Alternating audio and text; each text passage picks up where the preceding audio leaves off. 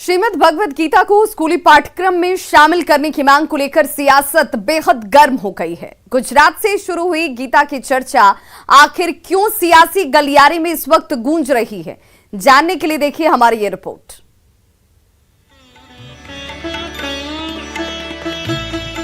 सनातन धर्म का सबसे पवित्र ग्रंथ श्रीमद् भगवत गीता एक बार फिर सुर्खियों में है, क्योंकि भगवत गीता को देश भर के स्कूलों में पढ़ाने की मांग उठने लगी है। दरअसल गुजरात का शिक्षा विभाग कक्षा 6 से 12 तक अगले शैक्षणिक सत्र 2022-23 से भगवत गीता को शामिल करने का फैसला किया है। और इसके बाद अब केंद्रीय संसदीय कार्य मंत्री प्रहलाद जोशी ने भी स्कूलों में गीता पढ़ाने की मांग कर डाली है, जिसे लेकर सियासी सरगर्मी तेज हो गई है। पहले जानिए कि प्रहलाद जोशी ने अपने ट्वीट में क्या लिखा है। जोशी ने लिखा, भगवत गीता हमें नैतिकता और सदाचार की सीख देती है। यह हमें समाज की बेहतरी के लिए उत्तरदायित्व का ज्ञान देती है।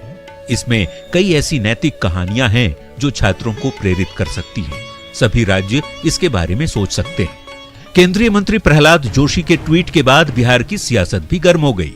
कांग्रेस आरजेडी के साथ ही सहयोगी जेडीयू ने भी इशारों में आपत्ति जता दी। भारतीय जनता पार्टी के मंत्री और नेता जिस तरह से अपने हिडन एजेंडा को लागू करना चाहते हैं, थोपना चाहते हैं, मैं समझता हूं बिहार के मुख्यमंत्री नीतीश कुमार जी को इस बारे में स्थिति स्पष्ट करनी चाहिए। क्या वो भी बीजेपी के एजेंडा पर चलेंगे? क्या बिहार के स्कूलों में भी गीता पढ़ाई जाएगी? बीजेपी अब भगवाकरण की राजनीति कर रही है।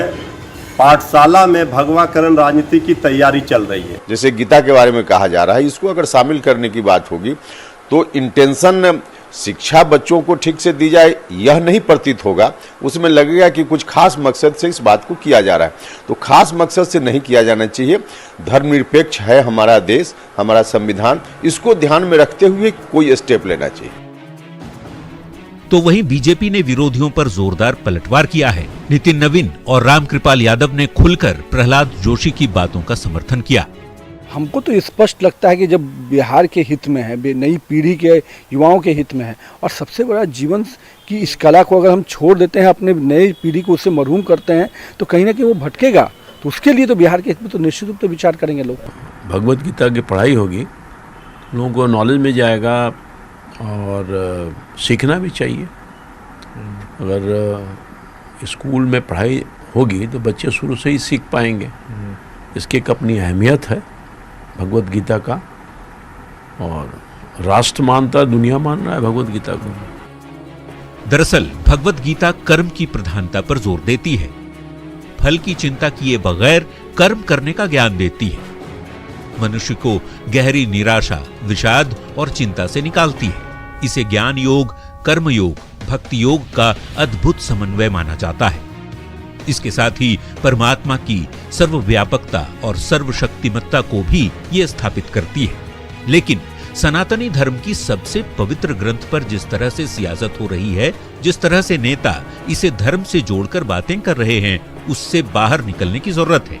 क्योंकि भगवत गीता धर्म से ज्यादा मैनेजमेंट की शिक्षा देता है, व्यवहारिक ज्ञान की सीख देता है। तभी तो भगवत गीता का अंग्रेजी में अनुवाद 1785 में ही चार्ल्स विल्किंस ने अंग्रेजी में कर दिया था। 1982 तक 75 भाषाओं में गीता का अनुवाद हो चुका है। यही नहीं, दुनिया की प्रतिष्ठित ऑक्सफोर्ड, हार्वर्ड और बर्कले जैसी यूनिवर्सिटी में भी इसका अध्ययन होता है। न्यूज़ 18 के लिए दिल्ली से अमितेश के साथ पटना से आनंद अमृतराज की रिपोर्ट।